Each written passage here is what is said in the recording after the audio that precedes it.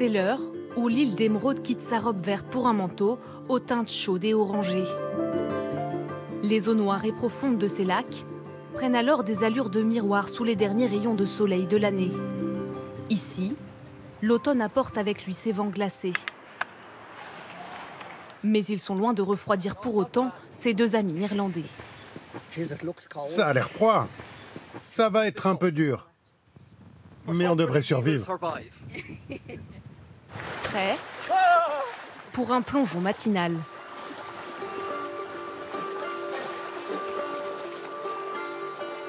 Un 1,5 kilomètre dans une eau à 7 petits degrés, avec pour horizon les montagnes irlandaises, encore indécises sur la saison. Ça fait du bien. C'est rafraîchissant. C'est merveilleux. J'aime ce changement dans la météo, ces couleurs. C'est revigorant cette eau glacée, on se sent fort. Et surtout, ça donne faim. Pour reprendre des forces, il y a un légume dont les Irlandais raffolent à l'automne, la citrouille. Bien cachée, au milieu de ces immenses feuilles vertes. Pour les trouver, il faut de l'expérience. 10 ans que Tom Dillon les cultive. Oui, c'est difficile de les trouver. Elle joue à cache-cache, il faut être méthodique, et je vais bien finir par toutes les avoir. La saison vient tout juste de commencer. 20 000 citrouilles doivent être récoltées en un tout petit mois, pas plus. Personne ne veut manger des citrouilles au repas de Noël. On est en octobre, c'est bientôt Halloween. C'est maintenant qu'il faut les cueillir, les couper et les vendre. Merci. Alors forcément, en octobre, toute la famille se met à l'heure d'automne. Tu veux que je t'aide? Il faut que tu l'attrapes par en dessous. À seulement 2 ans, la petite Shoshana a déjà sa saison de prédilection. C'est quoi ta couleur préférée? Orange. Orange? C'est bien, ma fille. On cultive ici depuis des centaines d'années dans la famille. C'est important de montrer à Shoshana comment on fait. Et peut-être que quand elle sera plus grande, elle reprendra la ferme et elle fera pousser des citrouilles, elle aussi. Une histoire de famille pour Tom Dillon et un moment en famille pour les clients qui se pressent dès maintenant dans les allées des champs. Laquelle tu vas ramasser? Mais celle-ci, elle n'est pas encore déguisée. Pour trouver la citrouille idéale pour Halloween.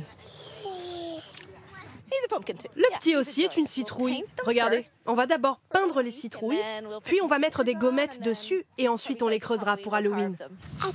Avec ma maman, on va fabriquer des citrouilles qui font peur. Et le secret pour réaliser une bonne citrouille d'Halloween, Qui veut voir comment on creuse une citrouille? Tom Dillon le partage facilement. Lui a découvert cette tradition à l'occasion d'un voyage aux États-Unis, une coutume plus irlandaise qu'il n'y paraît. Il y a des milliers d'années, les Celtes creusaient déjà des légumes pour Halloween, des navets.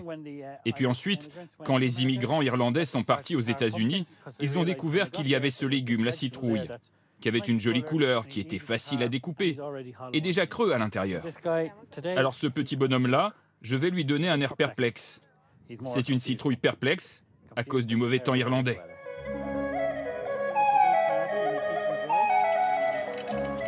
Entre deux averses, les forêts se préparent elles aussi à Halloween, parées de feuilles jaunes et oranges et prêtes à accueillir fantômes et esprits. Des histoires qui font peur, ces deux septuagénaires en ont plein la tête. Ce pont est hanté par le fantôme d'une dame qui s'appelle Sarah. Peut-être qu'en ce moment même, elle est dans les arbres et qu'elle nous regarde. Mais je ne pense pas. Des légendes d'automne, comme ce puits, tapissé d'or à cette saison. Mais son vrai trésor se trouve plutôt dans cette eau cristalline venue d'une source souterraine. Ici, on raconte qu'elle réalise les vœux des promeneurs. Si une femme boit une gorgée de l'eau de ce puits, dans cette louche,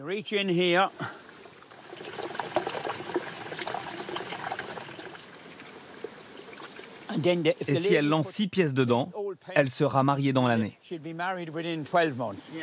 Moi, j'ai demandé ma femme en mariage ici. Ah bon? Mais tu ne m'avais jamais dit. Hé, j'ai une vie privée. Quiconque fait un vœu aujourd'hui sera donc exaucé avant l'automne prochain.